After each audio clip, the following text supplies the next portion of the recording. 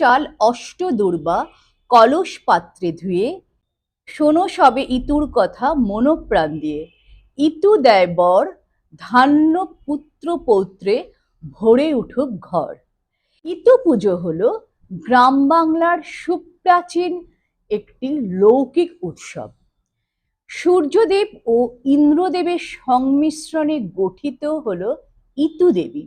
এই ইতু দেবীর হাতেই গ্রাম বাংলার রমণীরা তুলে দিয়েছেন কৃষি ও সম্পদের দায়িত্ব। আসলে ইতু দেবী হলেন মঙ্গলের প্রতীক। এবারে জানাবো ইতু দেবীকে প্রতিষ্ঠা করার উপকরণগুলো কি কি। মাটির সরা, মাটির ঘট, ধান গাছ, হলুদ গাছ, কলমি গাছ, কচু গাছ, শুষ্নি গাছ, মটর গাছ, পাঁচকড়াই, পঞ্চশস্য, গোবিন্দভোগ চাল বা আতপ চাল, গুড়ের তৈরি মিষ্টি,